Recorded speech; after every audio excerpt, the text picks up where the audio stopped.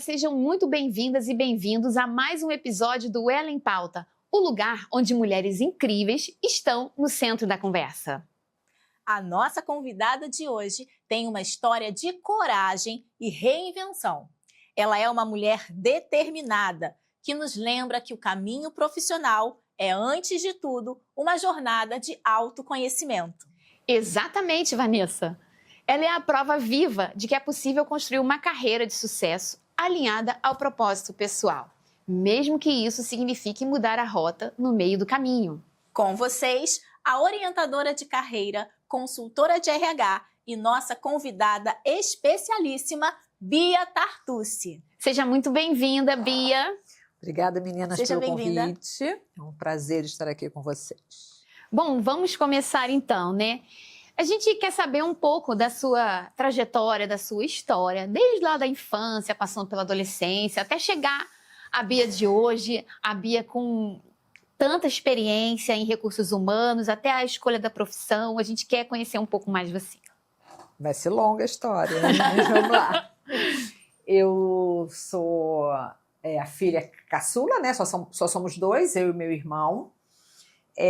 Mas eu lembro muito, assim, da minha infância, que eu já liderava, sabe? Mas nem falava assim, de liderança, nada disso. Mas eu era aquela menina sapeca, que estava no meio das brincadeiras e puxava todo mundo, enfim. E o meu irmão não. Meu irmão muito mais pacato, inclusive eu protegia ele nas confusões, estava eu lá sempre na frente de tudo. Tanto é que hoje, é claro, eu sou uma líder e o meu irmão não seguiu nenhuma carreira de liderança. Então, para mim, ficou muito, assim, muito claro, já na minha infância, né, que eu já tinha essas características de liderar. A nossa família é pequena, o meu pai morreu muito cedo, meu pai morreu com 38 anos e eu tinha 13, então ali foi talvez um momento assim, bem difícil para a gente, foi uma morte muito inesperada, foi um domingo de sol na praia, então eu me lembro assim que talvez os próximos 2 anos da minha, até porque eu já ensaiava a dança, a valsa dos meus 15 anos, e eu não pude ter, até que agora meu filho tem indo uma porção de festinhas de 15 anos, engraçado, tá me trazendo essa lembrança, né? Que eu não tive, eu não pude, né, ter a minha festa. Mas eu acho que desde esse acontecimento, isso vai dando força pra gente, né? A minha mãe, na época, não trabalhava, ela basicamente cuidava, né, de mim e do meu irmão, e como minha mãe também, filha única, meus avós, então, resolveram meio que assumir a família para que a gente pudesse, né, superar, passar um pouco melhor aquele momento de dor. E o meu avô sempre foi uma pessoa muito determinada, inclusive na família todos falam que eu sou cópia escrita dele. E eu tive, então, muito mais referência do meu avô do que propriamente do meu pai. Seu avô paterno, né? Materno. Materno. Eram os pais da minha mãe. Né? Eu não conhecia o meu avô paterno, já era falecido. E o meu avô, ele tem descendência, né, árabe, a família quando veio num navio, aquela história de imigrantes. E o pai dele faleceu e ele era o filho mais velho, ele teve que trabalhar desde cedo, então ele não pôde estudar muito. E que era a grande dor dele não ter podido, ele queria ser advogado. Mas ele foi camelô, o Rapa pegou muito, né, os produtos dele, mas ele conseguiu depois, né, foi trabalhar em loja, depois ele, né, acabou sendo dono de várias lojas. Meu avô foi uma pessoa também que eu acho que teve muita garra, muita determinação, porque ele tinha que ajudar a mãe e as irmãs. E meu avô nunca desistiu. E eu tinha, eu acho, esse exemplo muito vivo em casa. Foi uma influência para você? Foi uma influência. A forma, inclusive, como ele administrava o dinheiro, né? E eu acho que eu fui, obviamente, né, olhando aquilo, me inspirando. E sempre muito boa aluna. Eu sempre estudei muito, sempre gostei de estudar. Sempre tive muita facilidade por números, né? Eu era ótima em matemática. Então, na hora da escolha, a gente ainda fazia naquela época, né, o teste vocacional e deu para mim engenharia. na época até já tinha alguma coisa de informática, não me lembro exatamente o que, tinha dado alguma coisa, estava começando essa onda, não obviamente o que a gente tem hoje, né, de tecnologia, mas aí eu escolhi engenharia.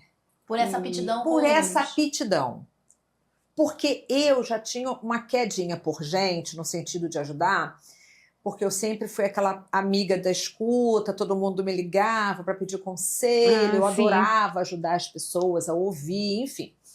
Mas aquilo estava ali meio guardadinho, porque eu confesso que eu nem tinha coragem de falar que eu poderia ser alguma coisa perto de psicóloga, porque naquele momento, né, naquela época, a psicologia era muito ligada à clínica, à psicanálise, era o pessoal meio estranho que fazia. E tinha aí um preconceito, como eu lembro, tá? Que tinha na família psicólogas, de eu ouvir, né? Ah, é tudo louco, tudo maluco, não, né? E eu falei, imagina eu falar que eu gosto de falar com as pessoas. A pessoa tinha essa ideia, gosto de falar, ajudar. Naquela época tinham 3 profissões que eram assim. Eram as mais fortes, que ou você fazia medicina, ou você fazia direito, ou fazia engenharia. Era assim, as carreiras, né? Que você tinha, né, uma Isso era maior década projeção.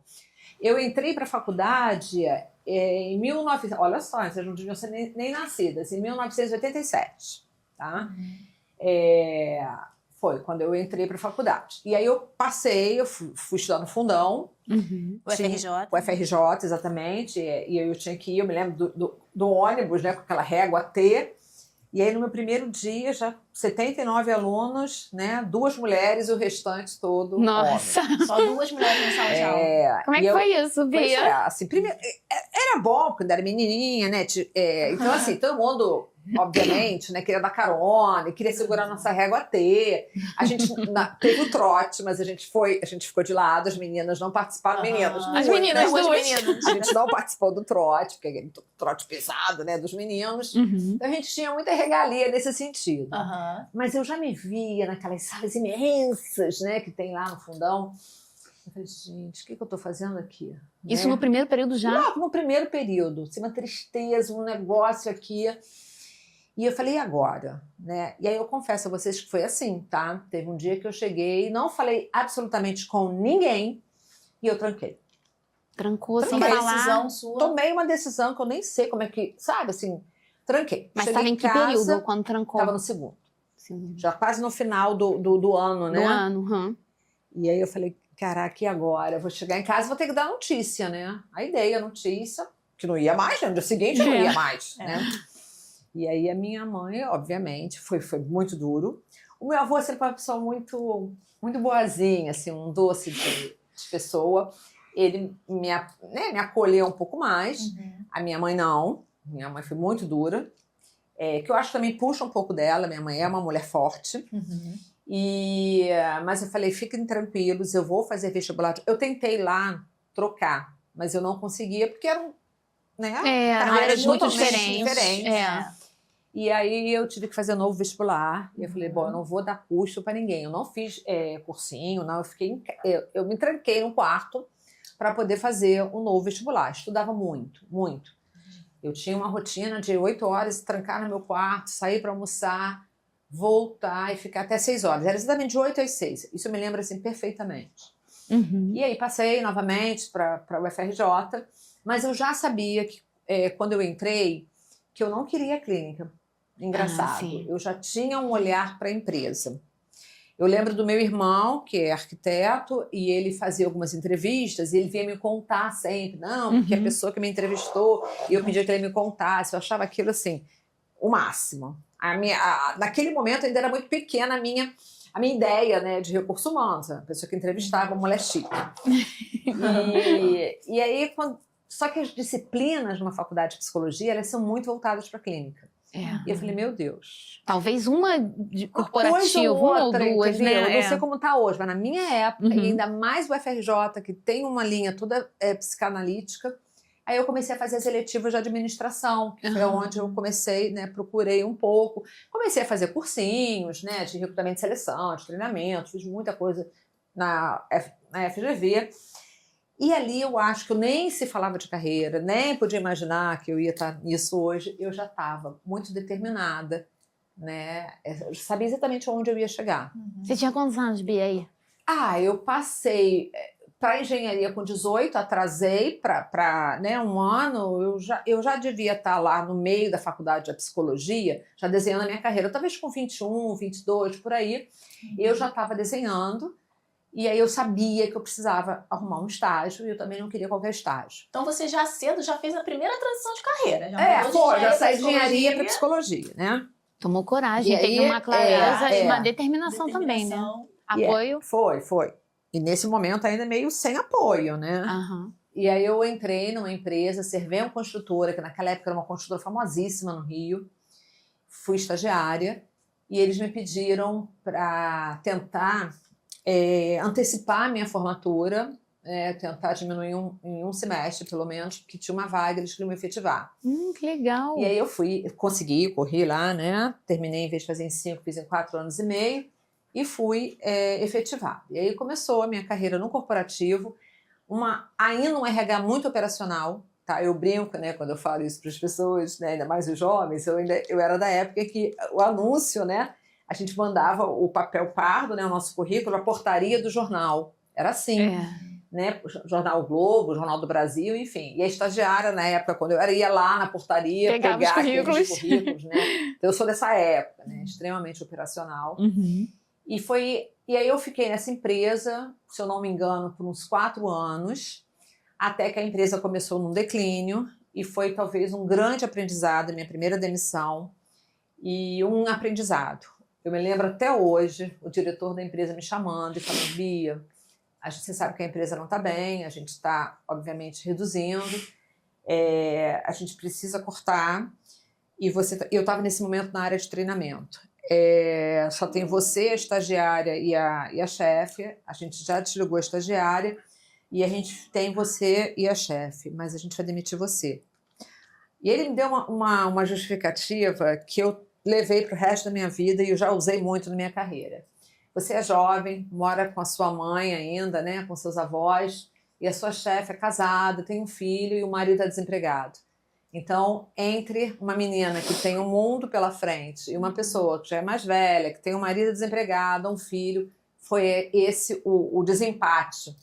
Eu achei aquilo fantástico, saí de lá e falei: nossa, que bonito, eu achei assim, né, bacana.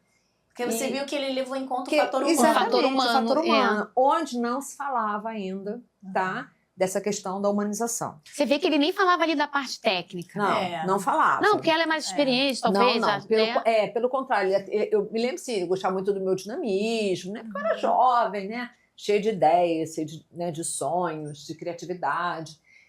E aquilo, para mim, não foi em nenhum momento: ai, meu Deus, fui demitida, e agora? Né? Porque você já havia escolhido a psicologia por conta do fator humano. Total. Né? Total fator humano, mas o nosso olhar dentro da empresa, ele não era um olhar que a gente tinha que olhar para a pessoa dessa maneira humana. Vamos ouvir a dor da pessoa. Embora tenha sido essa atitude dessa empresa, que foi totalmente compatível com meus valores, mas a gente não tinha essa fala ainda naquela época.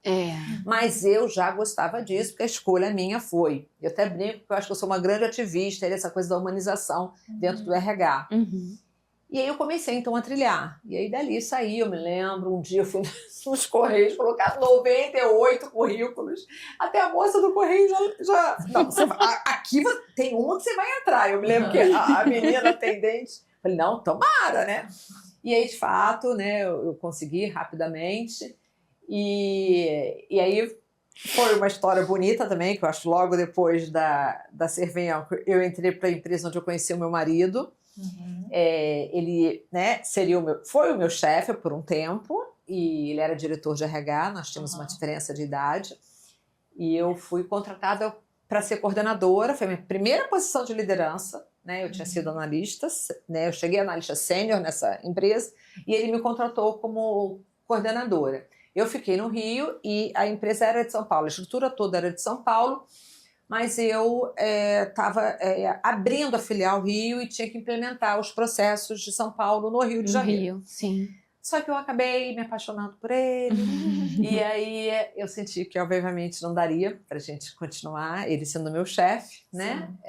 Então ele tinha uma posição de diretoria, claro, eu de coordenação, e aí eu saí e novamente, né, escolhi a dedo. Nesse momento surgiu para mim uma oportunidade para ir para Souza Cruz, era uma outra empresa que eu tinha muita curiosidade de conhecer. Talvez hoje não, porque hoje a gente tem uma bandeira maior com a questão do cigarro. Sim. Mas naquela época a Souza Cruz tinha um nome no mercado, principalmente em termos de processo, de qualidade, porque eu fui cuidar exatamente da ISO 9000. E eu queria isso, eu queria conhecer, porque na época se falava muito sobre isso. Então eu fui ser responsável pela parte de treinamento da ISO 9000. E foi fantástico. A experiência na Souza Cruz realmente, assim, primeiríssimo mundo. E foi muito bacana a experiência com processos, né? Mas era um contrato determinado. Depois que implementasse a ISO, essa parte não teria mais. E estava tudo bem também. Foi quando eu falei, bom, agora... Mas eles fizeram um acordo super legal comigo, até porque eu acho que também gostaram do meu trabalho, que eu só sairia quando eu tivesse uma nova oportunidade. E foi quando eu falei, não, agora eu também tenho que escolher a dedo, porque assim, todas as empresas que eu trabalhei, eu sabia que eu queria estar naquela empresa, que eu tinha exatamente um objetivo, um desafio de carreira, eu queria aprender com aquela empresa ia ser importante para mim, porque eu acho que desde cedo eu entendo que não é somente o mercado que nos escolhe, mas muito o candidato tem que escolher a empresa que quer trabalhar. Você se preparava. Eu me preparava. Você focava, eu quero aquela empresa, aquela empresa. vaga. Você se preparava, Isso. não esperava a oportunidade de chegar. Não. É, Eu porque via hoje a gente várias escuta vagas, isso, né? As pessoas ficam muito reféns, assim, da empresa. Submissas, na verdade, né? Isso. Parece que é a empresa que escolhe, mas na verdade o candidato, Claro. né, também eu pode acho que às escolher. vezes as pessoas são desesperadas, desempregadas, cada um tem a sua história, né? É isso. Não que eu não tivesse, por mais que eu tivesse uma família que naquele momento podia me ajudar, mas eu não queria, né? Eu já queria ser independente, já queria pagar as minhas contas. Sim. E aí foi quando... então, assim, como é que a Bia escolhe? Claro, eu via várias vagas e falei, não vou me candidatar para essa vaga porque eu não quero trabalhar nessa empresa. Mais ou menos assim. E quando eu via aquelas empresas que tinham uma posição que eu achava interessante, eu me candidatava. E foi assim que aconteceu com a Lufthansa, que foi logo depois, que foi uma empresa que é da Lufthansa, mas um segmento de catering, que era maravilhoso naquela época também, porque tinha, na época que tinha, né, comida nos aviões, né, tinham realmente refeições. Sim. Então, assim... E que não pagava, né? Você no céu tem que ficar pagando, a pessoa não vai te pagar. Catering daquela época, vocês não têm noção do que era. Porque eram as cozinhas... Porque a Lufthansa fazia para uma série de companhias aéreas. Então, tinha as células de cada companhia. Sim. A louça de cada companhia, naquela primeira classe, business, econômica. Gente, era uma coisa... E além de ser da qualidade, né? Porque você tinha que ter uma... Não podia ter um problema na alimentação. Sim. Então, assim, as cozinhas eram coisas assim... de outro mundo. Não dava pra... E a gente provava, tinha as provinhas, né? Era maravilhoso. Eu brinco, era muito gostoso isso. Mas, enfim, e ali foi um desafio imenso. Por quê? Porque eu não tinha nada. Eu sou um RH que eu entro para desenhar do zero. Não tem nem sala. Lá não tinha. Eu tinha que estruturar toda a área de RH. Estruturei no Rio. Trabalhava no Galeão, né? E no Santos Dumont, mas a minha base era Galeão. Mas o desafio maior foi, e eu fiquei muito orgulhosa, porque a gente fez um trabalho tão legal no Rio, contratei equipe, claro, né? Desenvolvi toda a área, que eu fui escolhida para implementar tudo que a gente fez no Rio nos demais caterings da Lufthansa, que era Guarulhos, Salvador e Recife. Então, eu falei, caraca, como eu, assim, a gente do Rio, né, vai organizar o catering de Guarulhos, por exemplo. Então eu fiquei muito em São Paulo, né? Isso foi bom, porque o namorado lá da empresa, né, ele morava em São Paulo. Eu ia perguntar isso. Você estava namorando ele? A gente ficou namorando ele em São Paulo e o Rio. Quanto tempo vocês estavam juntos? A gente ficou juntos de 97, até nessa história, né, de Rio e São Paulo, foi de 96, a gente se conheceu em 94, começamos a namorar em 96, e eu me mudei para São Paulo por ocasião da Zara, que foi depois da Lufthansa, foi em 2000. Foi quando, então, em 2002, a gente acabou casando. Então, foi uma história aí longa, mas meio Rio-São Paulo, né? Meio Rio-São Paulo, sim. Ponte aérea. Ponte aérea. E tínhamos o acordo, que arrumar emprego primeiro, né? Seja Rio ou São Paulo, muda. E a história da Lufthansa foi boa, porque eu acabava ficando muito em São Paulo, porque, óbvio, o catering de Guarulhos, 3 vezes maior que o catering do Rio. Então, eu acabei tendo que ficar muito em São Paulo. Isso já acelerou um pouco mais a nossa relação. Até que a Zara né? Isso que a gente Chegou. quer A gente quer saber da Zara, da história Quando da a Zara. Zara chega ao Brasil, você é a primeira diretora de RH da Zara, aos 32 anos. Aos 32. Conta pra gente. Então, na realidade, eu nunca tinha viajado para o exterior até então, tá? Nem sabia o que era Zara, confesso a vocês. Eu acho que a torcida do Flamengo, desculpe, né, os outros times, mas eu via o tapume no Rio Sul, imenso, sabe? Falei, gente, o que será que eu pensava, né? Não tinha ideia, não tinha. Nisso, não fui eu que me candidatei, nesse foi um headhunter que me achou. Um headhunter me ligou, me falou que a Zara tá vindo para o Brasil. Eu falei, gente, o que é isso? Que vergonha, não sei nem o que é a Zara. Não quero tinha Google, não, tá? Só quando a gente pesquisar, eu vou aparecer, né? E aí me explicou tudo. E a Zara teve uma técnica que eu acho que foi assim que ela pescou todos nós, toda essa turma, essa primeira turma que foi, né, escolhido. Eles chamavam a gente, obviamente, no bate-papo e mostravam um vídeo, gente, mas um vídeo enlouquecedor. O que tinha nesse grupo vídeo? de Tex, sabe? A música linda, as roupas lindas, as lojas lindas.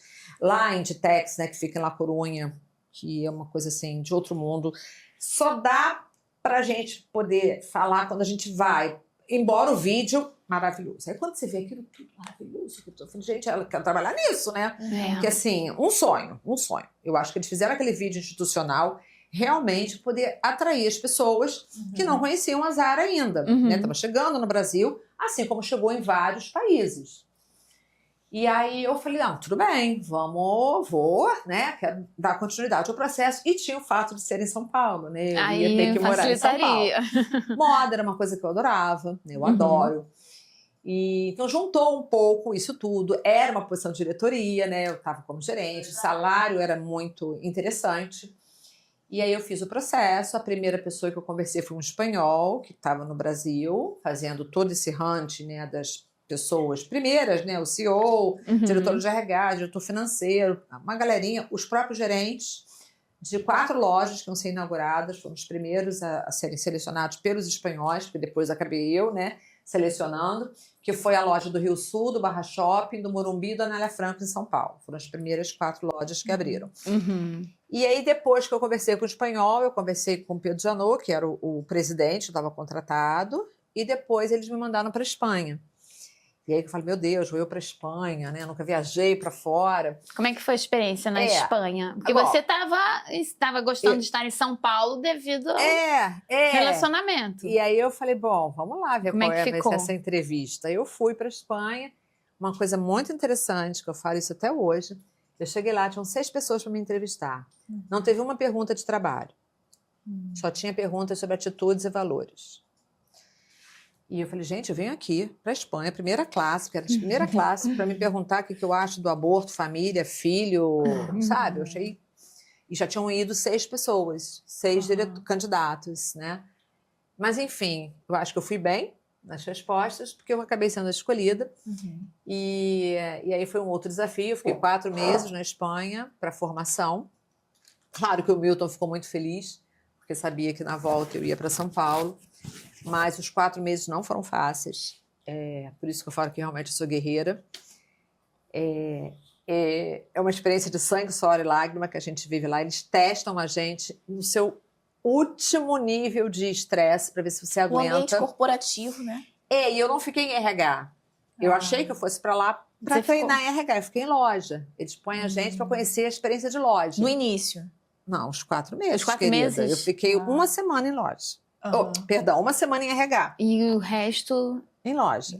Mas você lembra de algum momento no provador, trabalhando, atendendo clientes, trabalhando no caixa, fazendo caminhão, que recebia mercadoria. E aí, claro, é fantástico. Você conhece a operação, você entende o que precisa para ser uma vendedora Zara, para ser uma gerente Zara, né? Isso é muito bacana. E sei falar que eles mudam a gente toda hora de loja, então eu conheci muito a Espanha, né? Eu ficava cada semana numa cidade da Espanha, isso foi fantástico. Bia, você passeou? Não, porque a gente só trabalhava. Então mas Bia, você lembra de algum momento que você falou que testavam você no grau 10 do lembro de um momento até hoje, que eu fui ao banheiro em shopping, porque a loja era em shopping, e eu vi um telefone. telefone público, né? Porque naquela época tinha. Já tinha celular, mas a gente não podia usar. Eu nem levei, não podia ter celular. Você não podia levar, você não podia ficar falando com o Brasil. E aí eu vi aquele telefone, gente, vou ligar para minha mãe, que eu estava com muitas saudades. Liguei e chorei com ela, né? Me emocionei falando com a minha mãe. Sim. Acho que alguém viu, que quando eu voltei para a loja, eu estava trabalhando lá, e aí eu fui chamada no Caixa Central para dizer que eu tinha que ir para La Corunha, para uma reunião. Eu falei, como assim? Eu não tinha que... Você não estava previsto que eu sairia... Eu estava até em Barcelona, que eu teria que ir para La Corunha. Assim, fui eu... Então eu fiz a minha mala, fui para o hotel e fui.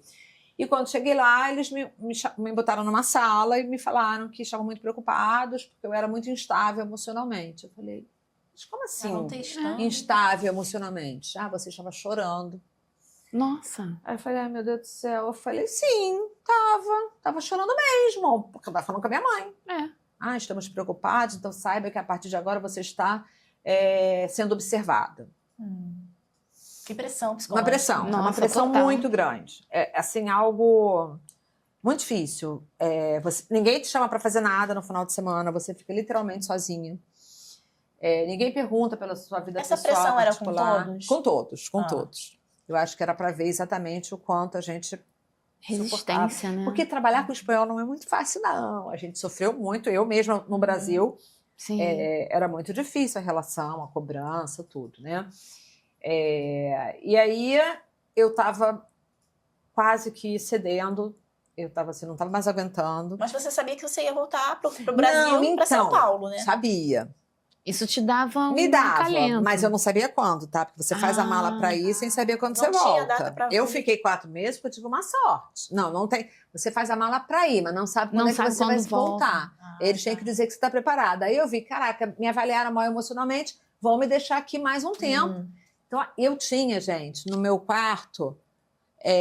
claro que cada hora eu ficava num quarto, porque eu saía e voltava, né? Mas eu tinha um calendário onde eu marcava menos um dia, menos um dia, menos uma coisa assim muito louca.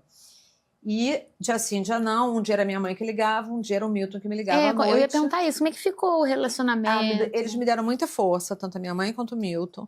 Minha mãe chorava um pouco mais e o Milton falava com ela, não, a gente tem que dar força pra Bia, fala pra ela aguentar, não sei o quê. Então eles à noite, porque a noite que eu podia falar, que era do hotel, né? E eles me dando muita força para que eu aguentasse. Porque inclusive na loja você era chamada a atenção por coisas assim, de uma maneira muito dura às vezes, sabe? Nossa. Se você dobrasse mal, porque na época você tinha que dobrar tudo no peito. E aí eram umas poliamidazinhas muito fininhas. E aquilo ficar perfeitamente, nossa, a gente levava broncas, enfim. Então foi uma coisa assim muito difícil nesse sentido.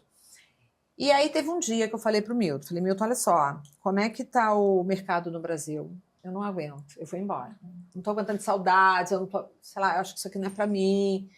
E aí ele falou, não, Bia, assim, eu não gostaria, porque eu acho que você consegue, você é uma mulher forte, você vai dar conta, mas se tá tão ruim assim, vambora, né? Pede demissão. Nessa época você tinha planos com o Milton de ter filhos?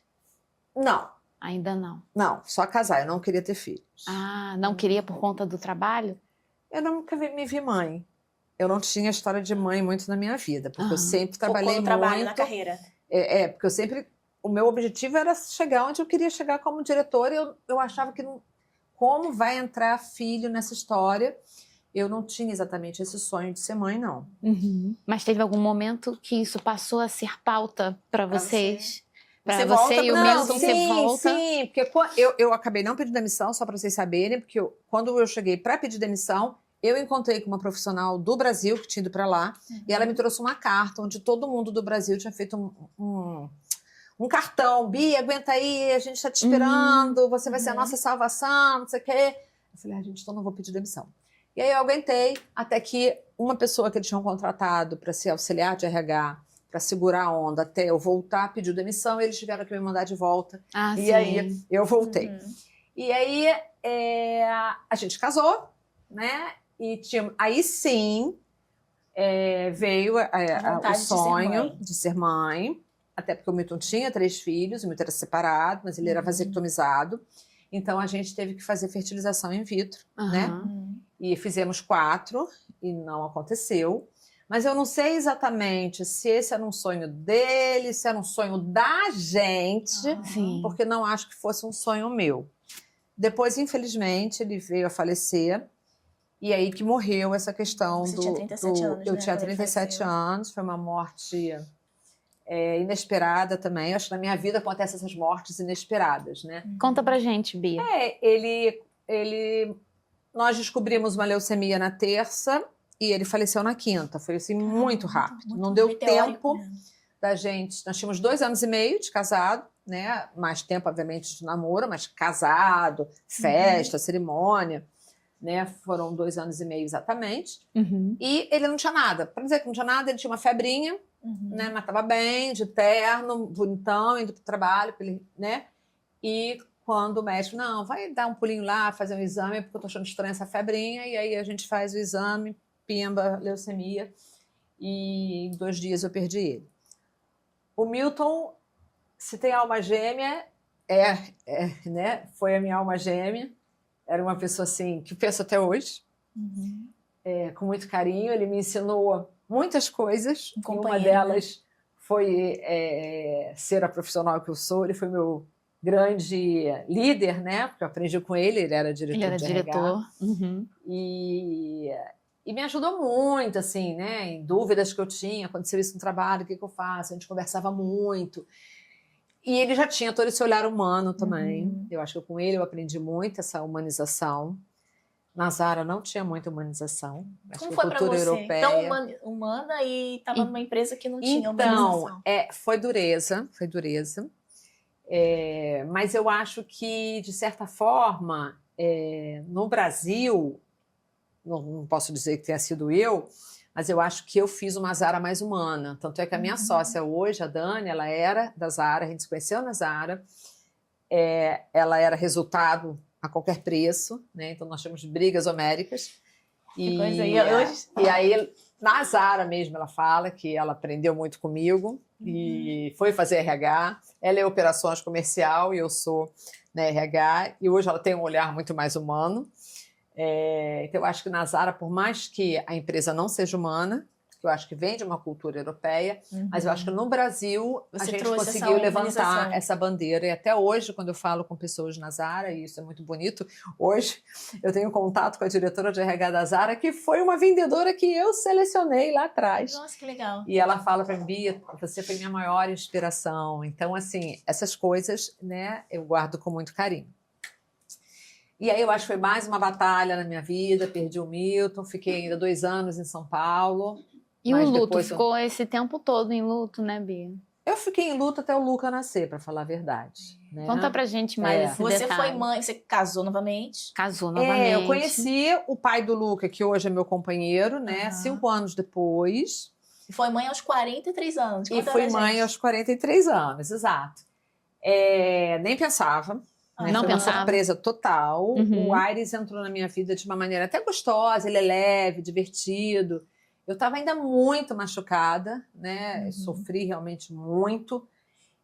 Mas ele foi a primeira pessoa que assim, me fez né, sorrir de novo, a gente né, saía muito, né? Mas nada assim, sem pretensão de nenhum relacionamento sério. Ele lá e eu cá. Né? E aí eu tive um mioma. Eu tive que tirar esse mioma. E o médico me falou, olha, você não pode mais ser mãe. Mas você era benigno, graças a Deus. Eu falei, doutor, tranquilo. E esse diagnóstico você tinha quantos anos? 42. Com 42 ele disse que você não... Não podia ser Mas mãe. ele até falou, tem uma notícia boa e ruim. A boa que é benigno, a ruim que você não pode ter filho. Eu falei, não, as duas são boas, porque eu não penso, né? Não tenho essa pretensão. Porque essa coisa da família, do casamento, tinha ficado lá atrás com o Milton. Você enterrou? Encerrei um ciclo agora. Sim. Eu já estava numa posição, porque aí quando eu voltei né, da Zara, eu pedi demissão, saí da Zara, vim para o Rio, para poder ficar perto da minha família, que estava sendo muito difícil a história de São Paulo.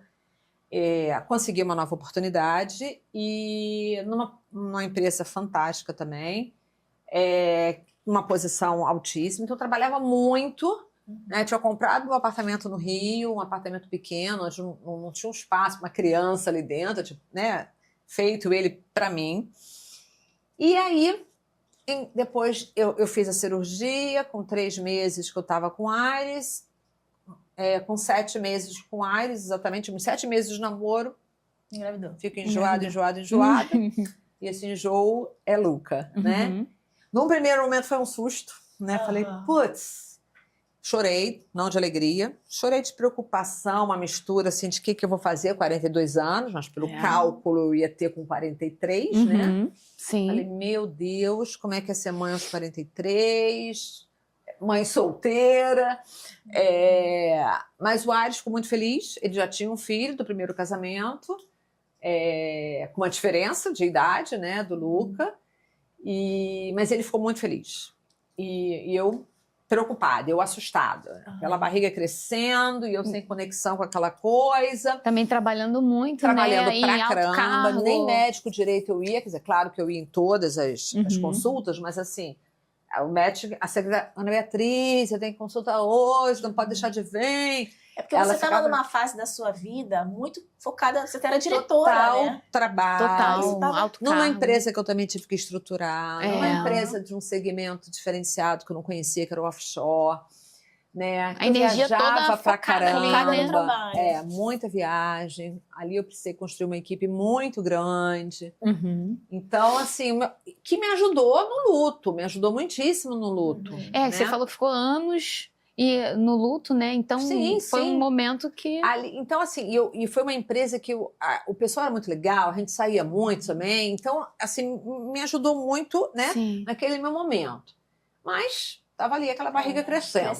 E trabalhando, E né? trabalhando. Agora, Bia, se você pudesse falar para alguém assim, para uma mulher de 43 anos, que também tem esse ritmo, trabalhando pra caramba, numa idade assim de alta produção, né? Produtividade. Alta produtividade. Você falaria alguma coisa? Você se arrepende de alguma coisa? Acha que deveria ter pisado no freio ou não? Meninas, o negócio é o seguinte, né? Eu não curti toda a gestação por isso, porque eu tava, né? Mas não foi o trabalho que me atrapalhou, não. Eu fiz todas as ultras sábado, assim, eu não faltei o trabalho nada, né? Eu acho que enquanto você está bem de saúde, não é porque faltar, você tem que trabalhar. Você consegue ir organizando as coisas do quartinho, roupa, blá, blá. Consegue. Até aí é tranquilo. Sim. Né? Eu me arrependo, sim, que quando o Luca nasceu, que aí eu tive a conexão, ali que eu falei, putz, que é isso? Que é esse amor maravilhoso quando põe aquela cabecinha aqui. Quentinho aqui, é demais. E aí a gente, sou apaixonada por ele até hoje, temos uma relação... Eu acho que o Luca veio meio do mundo espiritual, porque não podia ter, teve, e nós somos extremamente ligados. Com certeza. E aí eu acho que o que eu errei, né, foi porque eu não pude tirar a licença maternidade 100%. A empresa me obrigou a escolher, né, entre sair de licença e não voltar, né, ou trabalhar e tirar assim, alguns dias, alguns períodos. Só foi assim que eu fiz. O Luca nasceu dia 5 de outubro, dia 10 eu já estava trabalhando. Às vezes eu ia, às vezes a minha equipe vinha, computador todo dia, reunião todo dia, telefone todo dia. Tanto é que às vezes eu chegava na empresa, tá tão abatida. Falei, por que será, né? Por que será, né? Criança dorme, mãe dorme, criança dorme, mãe trabalha. Assim, mas, Bia, como é que foi essa rotina, gente, uma né? Eu não tenho foto, né? Porque a minha equipe, que ia na minha casa, ficava todo mundo em volta de uma mesa quadrada naquela época. Eles iam pra sua casa, também, quando você eu não podia com o bebezinho, dando de mamar. Ai, gente. Quer dizer, o CEO da empresa que você estava... Eu estava no computador, na reunião, e o Luca aqui no peito. Meu Deus, e todo mundo achando que o Luca não amou, né? Não. Ou você tirava a licença maternidade ou não. E a minha preocupação era assim, eu sou a mulher maior de RH aqui, digamos, era diretor de RH. A pessoa do RH faz isso, imagine a mensagem que se passava para as outras mulheres. Lógico. Né? E então foi difícil, mas naquela época, eu não sei por que eu aceitei. Eu acho que eu aceitei por medo, tinha uma posição alta. Eu não queria depender do pai do Luca, porque nós não somos casados, né? Mas vivemos juntos. E aí ele ainda foi transferido para São Paulo. Eu falei, cara, eu não quero ir para São Paulo. Então eu ainda tive o Luca com ele em São Paulo, claro que ele estava no momento do nascimento, mas depois de 15 dias rotina. ele foi. Eu não tive o pai me ajudando, né, no dia a dia. Sim. Então acho que foram todos esses medos que me fez aceitar. Só que quando o Luca fez 2 anos e meio, eu falei, chega com isso, que eu preciso cuidar do Luca. Foi aí a minha próxima transição. Então, quando você me fala de um conselho para as mães, tem escolhas que você tem que fazer na vida. Essa equação de uma alta executiva em viver a maternidade, não fecha. Não fecha. Não fecha. Esquece, não fecha. Não fecha. A não ser que você queira terceirizar. Se você terceirizar, tiver uma super... Eu tinha uma rede de apoio, eu tinha babá, tinha minha mãe, que, putz, né, a melhor babá que você pode ter, ela praticamente morava na minha casa para me ajudar. Mas eu acho que mãe tem que estar junto. Mãe tem que levar no pediatra. Mãe tem que ir numa festinha do colégio. Sim. Né? E às vezes a gente ser uma alta executiva, você não consegue fazer isso tudo. Não consegue. Ou então uma correria, corre para lá, vem para cá. Assim, é polvo. Né? Exausta que você fica. E a criança, se a criança ainda não dorme à noite, imagine o caos, né? Porque tem criança que demora muito para poder dormir à noite. Aí você não dorme à noite, como é que você trabalha no dia seguinte? Então, se uma mãe hoje me pergunta, eu falo, quer muito ser mãe? Quer muito ser mãe? Não é parar de trabalhar. Mas não assume uma posição de alta liderança, que a empresa vai te exigir demais resultado, performance, presença, viagem, porque você não vai ter o contato com o teu filho como você gostaria. Exatamente. Se para você não é, sei lá, né, tão importante estar com o filho em todos os momentos, tá tudo bem. Mas se vai te causar muita dor não estar, porque começou a acontecer isso comigo. Eu também já estava bastante estressada, e aí o Lucas já tinha desfraldado, e aí eu dei uma bronca nele por uma bobeira, foi um controle remoto que ele quebrou, e aí ele voltou a fazer xixi na calça. Aquilo para mim foi eu falei, putz, a gota d'água. E aí, quando eu falei com ele no dia seguinte que ele não correu pra mim, como ele sempre fazia, eu falei, por que o filho, você não veio pra mamãe? Luca tá com medo da mamãe. Quando ele falou, Luca tá com medo da mamãe, eu falei, para tudo. Né? E aí eu fiz essa transição, aí eu comecei a consultoria com a Dani, ali a gente começou... Mas aí, antes disso, Bia, você acha que essa pressão que você sofreu para não tirar a licença maternidade, você voltou a trabalhar 5 dias depois do nascimento do seu filho, você acha que isso é um retrato da pressão que as mulheres sofrem no mundo corporativo? Eu não sei se as empresas têm essa cara de pau, porque na realidade não foi o meu CEO que fez isso. Naquele momento, a minha empresa, ele estava ali presente, mas ele ficou mudo. A minha empresa estava sendo incorporada. Claro. A minha empresa estava sendo incorporada por um grande banco de investimento, que é melhor eu não falar o nome, e eles são 300% financeiro, né? E já tinha uma questão comigo, eles achavam que eu era muito gente. Havia muita gente, porque às vezes chegavam para mim e falavam, eu quero que você diminua a folha em 300 mil. Eu falei, como assim diminuir a folha em 300 mil? Escolhe aí quem que você vai tirar. Não é assim, escolhe aí quem você vai tirar, gente. Né? Então, eu falei, não, peraí. Então, eu já tinha algumas questões com esse banco de investimento e foi a pessoa do banco de investimento que me chamou numa sala e falou, Bia, você vai fazer o quê? Você vai tirar a licença... Eu estava com 7 meses no barrigão. Gente, você vai fazer o quê? Então, que absurdo, né? É que a gente, com o olhar de hoje, é que talvez na época, isso, não sei, Bia, isso era naturalizado, infelizmente. Não sei se era, eu acho que é porque esse banco, ele tem essa coisa. Essa pegada, eu me lembro quando né? eu ia muito para São Paulo, porque eu também fui uma das investidas deles, né, que tinha um RH mais estruturado, então eu acabava servindo de benchmark para as outras investidas. Sim. Quando eu ia lá, eu me assustava com a quantidade de colchonete. Falei, mas que tanto colchonete? Colchonete? Né, nesse grande banco. Porque a gente aqui vira à noite, então a gente tem o colchonete para cochilar. Pra que tanto banheiro? A gente chama banho aqui porque a gente não vai para casa. Gente. Então, assim... A qualidade de vida. A cultura deles ali já era, né? Totalmente A diretora de RH deles estava em São Paulo, no dia 24 de dezembro, o dono mandou ela vir de helicóptero para o Rio, para poder passar, ela era carioca, para passar a ceia com a família. Dia 25 ela voltou 25? de helicóptero para lá.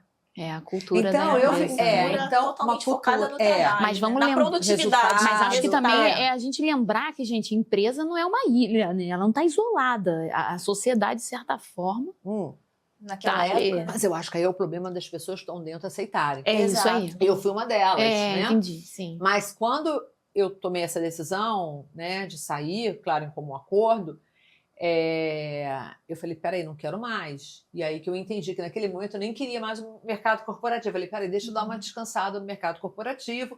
Fui visitar a Dani, que também tinha tido neném. E aí a gente tomou vamos agora abrir a nossa consultoria, porque já era uma coisa que a gente pensava. Dani, sua sócia hoje. Dani é minha sócia hoje, porque a gente depois interrompeu porque eu voltei para o corporativo. Sim. E eu fiquei com ela, eu acho, por 5 anos, super felizes. Eu levava o Luca de bicicleta para creche. Ai, que maravilha! Buscava, eu lembro da cadeirinha. Começou na cadeirinha da frente, depois passou para a cadeirinha de trás. Muito bom. Gente, uma delícia Qualidade isso. de vida. Né? Muito bom. Então, eu pude desfrutar disso. Né? Isso foi muito importante para mim. Que aí foi as escolhas, né? Eu deixei de ter um cargo executivo, Sim. né? Provavelmente ganhei menos, mas eu tive um tempo de qualidade. Exato. Numa fase importante, né? Do Luca. Uhum. E só que aí a gente estava trabalhando, né? Ainda na consultoria, um cliente me pediu exclusividade. E aí eu fiquei exclusiva desse cliente. A Dani estava com muitas questões com o Brasil em termos de segurança. Isso depois de 5 anos, tá? Da consultoria. E ela e a família decidiram ir para Portugal. E foi quando eu fiquei um pouco apreensiva, porque esse cliente que eu estava não estava muito bem financeiramente. E eu falei, putz, eu acho que eu vou voltar para o mercado de trabalho. E aí o meu ex-CEO dessa empresa, que é meu amigo até hoje, eu falei com ele, falei, putz, eu tô achando que eu vou ter que olhar o mercado de novo, se você conhecer. E aí ele, numa reunião de empresários, acho que alguém, né, pediu indicação, ele me deu, foi muito rápido. Foi quando eu, então, fui para minha última empresa, né, que eu trabalhei nos últimos 6 anos, que foi, assim, para mim, um grande desafio com essa questão da humanização, né? Que a gente às vezes vê muito na teoria, né? E na prática não. E peguei um RH também totalmente desestruturado, estruturei. Isso que ano, Bia? Eu entrei em 2019, passei passou pela pandemia lá, é. Trabalhei na pandemia o tempo todo, que era presencial, porque era uma indústria. Então, ia eu lá todo dia, né? E o Luca perguntava, mamãe, mas o recado não é fica em casa, né? Eu falei, filha, mas a mamãe não pode, porque a empresa da mamãe, né, é presencial. Então você continuou indo à empresa na pandemia? Todos os dias. E foi um desafio fantástico, foi um aprendizado, né? Eu peguei todas as fases da pandemia, onde quando ninguém sabia de nada, né, do que seria, né? Tivemos até que produzir máscaras, teve uma época que não tinha, quando começou, e a gente, né, era uma empresa, né, porque eles estão aí, uma empresa de produtos de limpeza, então a gente fez as máscaras para toda a galera poder, eu ampliei turno, a gente trabalhou muito, a gente produziu muito, até porque, obviamente, né, era necessário. E ali conheci pessoas maravilhosas, acho que deixei um legado, tenho certeza que até hoje as pessoas falam comigo, mas ali eu cheguei à beira do burnout. Isso que eu ia te perguntar. Você chegou à beira de um burnout? Eu tive O que aconteceu com você? Assim, na realidade, eu acho que essa questão de eu tentar humanizar tudo, né? Não que eu seja Bia boazinha, mas eu não consigo entender que uma empresa dê resultado se não for através de pessoas motivadas. Então essa era a minha briga. Entendeu? Sim. Resultado por resultado? Não, resultado através de pessoas motivadas. Então, eu tinha que escutar os funcionários. Sim. Eu tinha um olhar muito Quais as humano. necessidades daqueles funcionários? Exato, gente. Então, assim, a gente tem que entender as dores, né? Por que eles não estão conseguindo entregar? O que está acontecendo? Né? Vamos ver se realmente é malandragem, se realmente é falta de competência. Então, eram brigas muito grandes. Era um discurso muito bonito, mas, né, mas na prática era não. difícil, né? E a pessoa que me liderava, que não era o dono eu adoro, tinha uma liderança que eu não admirava, né? E eu acho que eu não dizia amém, e aí nós, obviamente, tínhamos alguns embates, e com isso eu acho que foi uma pressão muito forte dessa pessoa. E eu comecei a adoecer. E aí, quando a gente começa a adoecer... Mas o que você sentiu fisicamente? Assim, primeiro, muito cansaço. O sistema nervoso, assim, alterado por demais. Insônia, né? Eu não dormia. Por qualquer coisa eu dava um piti. Pressão alta, coisa que eu nunca tive. Alteração. Então, eu comecei a sentir muitas coisas no meu corpo que eu falei, epa... Né? Na psique cada hora tem uma coisa, né? E aí, quando eu fui no meu médico, o meu médico falou, Bia, olha só, ou você para agora e continua viva, né? Ou você realmente eu desisto. Ele até brincou, eu desisto de você. Né? Sim. E aí você decidiu empreender. E aí eu comecei a fazer uma leitura que estava na hora de eu sair do mercado corporativo. Uhum. Porque eu acho que a minha fala ali, eu poderia ir para uma outra empresa, que talvez eu fosse ter os mesmos problemas. Porque quando a gente vai subindo de posição, em alguns momentos, na área de RH, a gente vê menos RH. Eu não entrevistava, eu não fazia treinamento, né? Porque eu estava sempre nas discussões, lá na estratégia, né? E tem muitas coisas da parte estratégicas que não são de RH. Que não são para RH. Sim. E aí fica muito... E aí eu falei, gente, chega. E o Milton já tinha me avisado isso. Só que eu falei, ele saiu do RH antes de falecer, por isso. Ele me dizia só assim, Bia, quando você chegar à minha idade, você vai entender. Porque eu falo, como você vai sair? Vai deixar de ser diretor? Aí ele fala assim, o dia que você chegar à minha idade, porque nós tínhamos uma diferença de 14 anos, você vai entender o que eu tô falando. E aí entendeu. E aí eu falo, putz, cheguei na idade. Mas e aí, né? Bia? Aí você decidiu aí sair. Eu conversei com os donos, né, muito. Até porque aquela outra pessoa que era meu líder estava, de alguma forma, querendo muito isso, eu acho. Porque a gente não, né, não se bicava. E na frente dos outros parecíamos que eram melhores amigos, tá? Isso é pior para mim. Que é melhor falar, olha... né, com certeza. ficar naquela... Claro. E aquilo me fazia mais mal. E aí eu conversei com os donos, que eu tenho o maior respeito, o maior carinho, e falei que eu né, estava encerrando a minha carreira no corporativo e que eu iria, então, empreender. E aí eu fiquei com eles ainda por uns, acho, 5 meses, fazendo um trabalho de mentoria, até que eu me desvinculei e me lancei, né, no mercado de empreendedora. Bia, mas você fez isso da noite para o dia? Não. A coisa já foi, eu já estava, obviamente. Quando eu vi que a situação, eu não estava feliz, eu estava indo para o trabalho, né, que é um outro sintoma, né, quando você não quer acordar para ir para o trabalho. Vai se empurrando, né? Você, né, para se arrumar é difícil. Sim. E aí eu comecei a pensar no pós. Mudo, vou para outra empresa. Claro que eu fiz um planejamento. Eu comecei a entender que eu ia talvez trocar 6 por meia dúzia. E além do que... A Bia já estava, eu saí com 57 anos, e aí eu estava sofrendo o etarismo, porque eu sofri o etarismo lá dentro. Né? Essa pessoa que me liderava me expôs em vários momentos por conta da minha idade. Que infelizmente existe muito hoje em dia o etarismo. Existe muito. Então eu falo que eu sofri de tudo. Eu sofri perda física de pessoas, né? Sofri etarismo, perdi a minha licença maternidade. Quer dizer, se eu for nomear todas, né, tudo que eu perdi, mas eu acho que na realidade não é perda, sabe? Eu acho que no fundo é tudo aprendizado. Com certeza. Sim. E esse do etarismo é uma bandeira que eu levanto, que eu falo muito, né, porque as empresas precisam reconhecer o valor, né, que nós... De quem tem experiência. Mais 45, mais 50, né? Tem. Mas ainda é um tabu. Então, é muito bonita a discussão, né, no LinkedIn. Mas na prática... é uma outra pauta. Então, eu ainda fui vítima de etarismo. Imagino. E assim, eu confesso que empreendendo, em alguns momentos que você fica, né, bem apreensiva... eu falei, putz, será que eu não devo me candidatar em alguma posição, né? Porque dá um medinho, né? Boleto não para de chegar, mas você não tem. O empreendedorismo tem uma instabilidade Tem uma muito instabilidade. grande, Então, quando você né? E eu tenho um filho pequeno, né? Pequeno, 15 anos, mas ainda tem. Eu fico pensando assim, quanto tempo ainda, né? Eu fico fazendo as contas. Depende de mim. E, claro, tenho o pai, mas, enfim, a despesa não para. Eu tenho uma mãe idosa, que eu também cuido. Sim.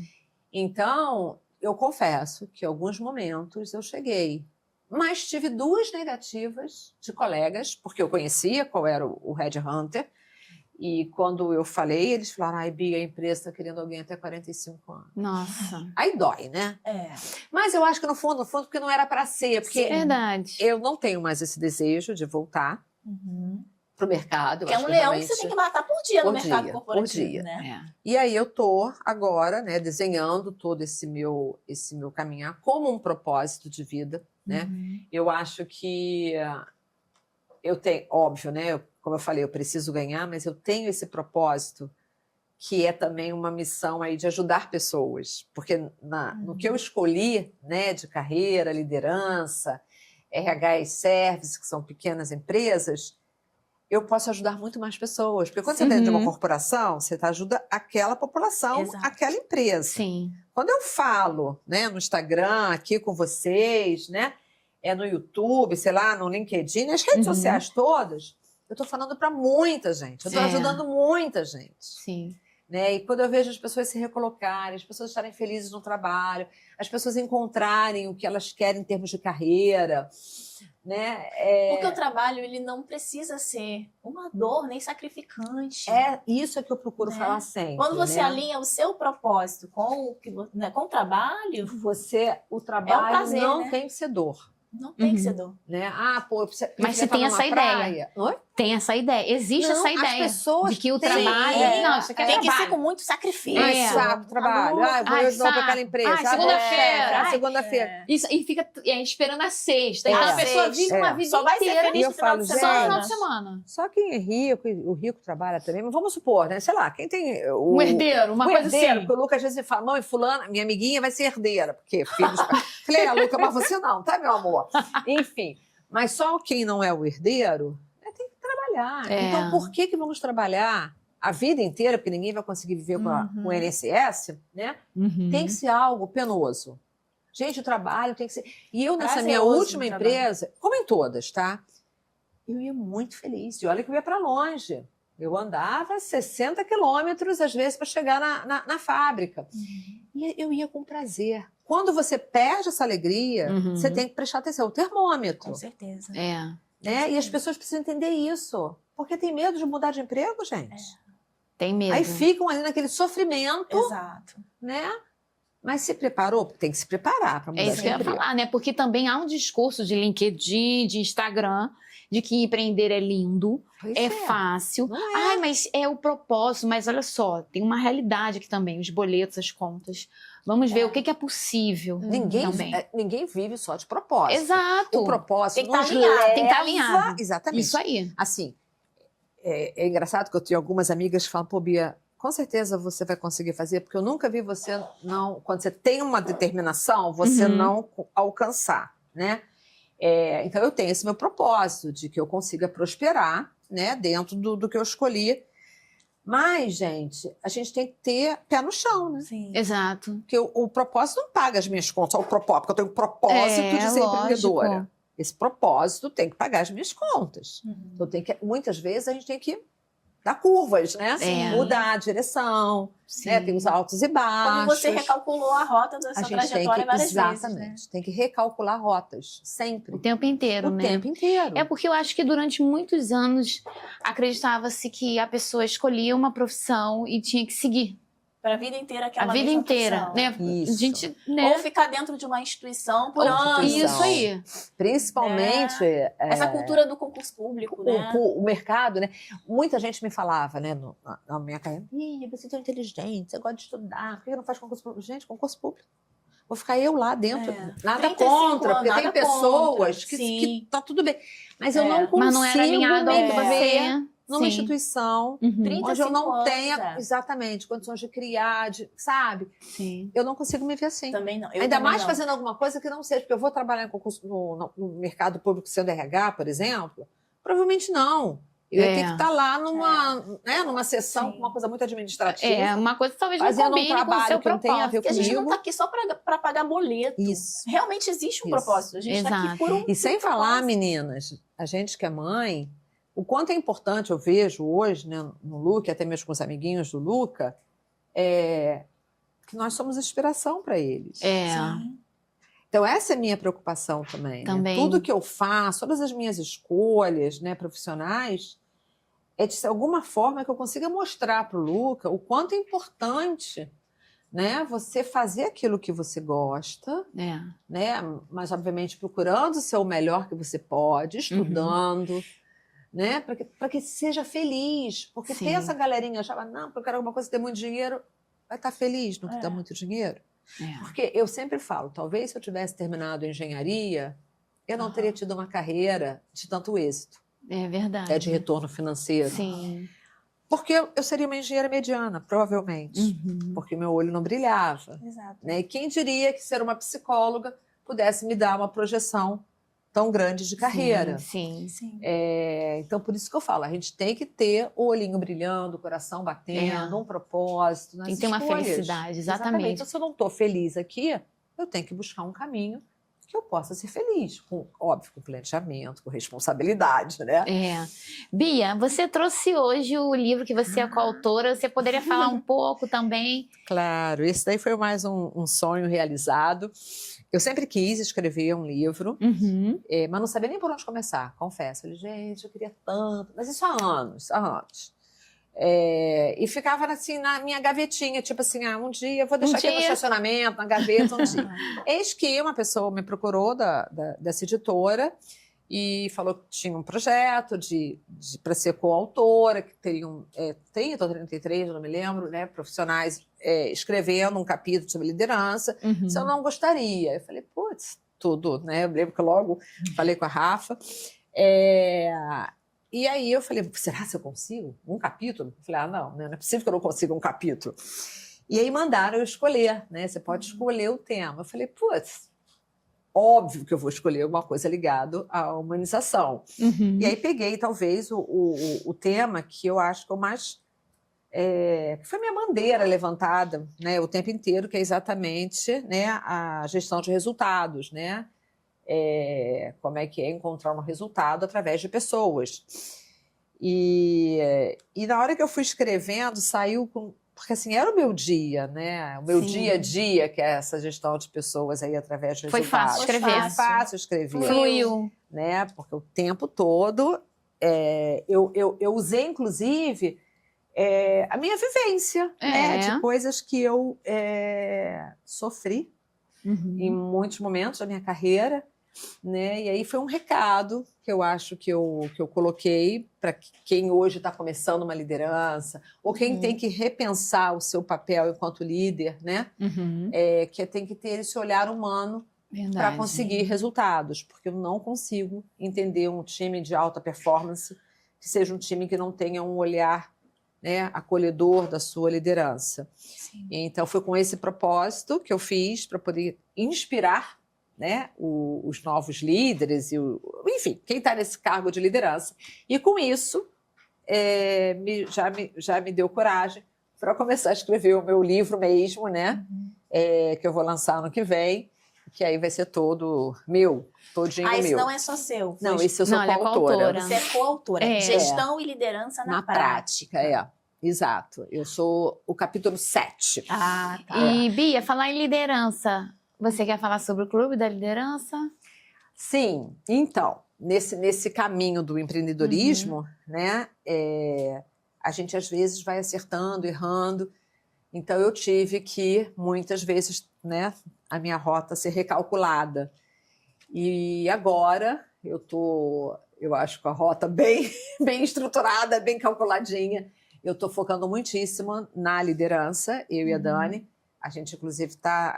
o meu perfil Bia Tartucci segue no Instagram, no LinkedIn, Ana Beatriz Tartucci, mas a gente criou um perfil novo, onde eu e ela estamos juntas, que é o Dani Bia, Bia e Dani, onde a gente só está falando de liderança. E aí a gente está criando, agora vai ser lançado a comunidade, né, da liderança, onde a gente pretende trabalhar com 2 níveis de liderança, que será o virei líder e agora, né, aquele líder mais júnior e o líder mais sênior. Então, a gente está com tudo já desenhado, já estamos começando a executar. Teremos a mentoria individual, para quem, obviamente, prefere ter um contato individual com a gente, mas teremos a mentoria em grupo, que é o nosso Clube da Liderança, né? Que é exatamente uma estrutura de comunidade, digamos assim, porque esse clube não é um curso, não é nada disso, mas é uma troca de experiências, né? Onde vão ter encontros no primeiro momento remoto, né? Aham. Porque a gente, né, vai abranger aí, ela fica em Portugal e eu no Brasil, mas a ideia é que a gente já tenha 2 encontros presenciais em 2026. Então, o nosso foco agora é trabalhar exatamente essa temática da Liderança. carreira de liderança. E quem tiver interesse, então, qual é o arroba? É @DaniBia, Bia e Dani. A gente vai colocar na tela. E Bia, assim, a gente está já chegando no fim da nossa entrevista. Eu queria que você falasse para as mulheres que estão nos assistindo, que estão no mercado de trabalho, no mundo corporativo, e elas perceberam que elas precisam fazer uma mudança, um recálculo de rota na carreira delas. O que você teria a dizer para elas? Eu acho que a primeira coisa que todo profissional, né, precisa fazer é uma autorreflexão, é um autoconhecimento, é se olhar para dentro. Quem não se conhece não consegue mudar a rota. Então, inclusive, na minha mentoria, eu acho que a primeira sessão, a segunda, é só sobre autoconhecimento. Né? Eu preciso saber de onde eu vim, para onde eu quero ir, quem eu sou, quais são as minhas limitações, Meus valores. né? Meus valores, minhas potencialidades, porque meus sonhos, porque a mulher, principalmente, ela deixa os sonhos dela, muitas vezes, de lado. Com certeza. Por conta do sonho da família, Sonho do marido. dos pais, do marido, né, do Dedicação aos filho, filhos exclusiva, né? É. Então, eu acho que esse autoconhecimento, que você seja honesta com você. Sim. Sim. Né? Eu tô feliz aqui, eu tô aqui por quê? Né? Quando eu olho lá na frente, onde eu quero estar? Né? Você começa a fazer o seu mapa ali. Então, esse é a minha orientação, porque o conselho é meio forte, né? Mas, assim, se posicione. Né? Se perante escute. sua própria vida, né? Exatamente. Porque a gente tem mania de falar, o filho está em primeiro lugar, né? Marido, mãe, a gente acha que o filho está em primeiro lugar, todo mundo, né? Que é mãe. Mas se a gente... foi difícil para eu entender isso, tá? Que a gente tem que estar em primeiro lugar. Porque se a gente não estiver bem, o nosso filho, o nosso marido, né? Eles não vão ficar bem. A nossa família, de uma maneira geral, não vão estar bem. Isso não é egoísmo. Não é egoísmo. Pelo contrário, para você ser uma pessoa melhor para o outro. Exato. Né? Então, muitas vezes, né? Eu sempre fui a louca do sapato, adorava sapato. Quando o Luca nasceu, nem lembrava mais de comprar sapato, por exemplo. A gente esquece de comprar uma opção de coisas depois que o filho nasce. Com certeza. Né? E aí eu falo, será que está certo, gente? Não sei se está certo. Sabe? Quem sou eu? O que eu gosto? Né? Sabe? Por que a Bia nunca mais teve um sapato bonitinho? Não precisa ficar louca comprar todos os sapatos, mas, sabe? Entre um brinquedo, né, e outro, um sapato. Né? Porque a gente às vezes se esquece, já reparou? A gente às vezes não vai ao salão, né? Aquela coisa louca, né? Sim. Que é tantas coisas que a gente tem que fazer. Tanta logística. Né? É uma logística louca. Rafa bem sabe, é mãe de 2. Não é? Exato. Né? Então, a gente precisa falar, epa, eu existo. Então, pra gente, até porque dentro do mundo corporativo a gente tem que se posicionar sempre. Não, e até se de repente numa reorientação de carreira, né? A pessoa, ela precisa, se ela vai trabalhar sozinha, de repente, ela precisa saber, sim, ter autoconhecimento. Porque quando a gente trabalha numa empresa, a gente às vezes não tem aquela coisa de, eu vou ter que vender, vou ter que fazer isso, aquilo, outro, só vou lá, cumpro, faço. Mas quando você trabalha sozinha, você faz tudo. Tudo, E absolutamente se você não tudo. se autoconhecer, não tiver autoconfiança, Isso. a coisa não flui. Mas então, Sim. quem, por exemplo, numa orientação para quem quiser realmente seguir uma nova carreira, ela tem que se autoconhecer em primeiro lugar, primeiro passo. que você diz, Se né? Primeiro autoconhecer, passo. saber suas forças, né, e suas fraquezas, para trabalhar suas fraquezas. A Bia, eu vou mudar? Provavelmente não vai mudar 100%, ninguém muda 100%. Mas a gente tem que conviver com aquelas nossas fraquezas. Entendi. Né? Saber quais são os gatilhos, inclusive, que fazem a gente, muitas vezes, né? Sim.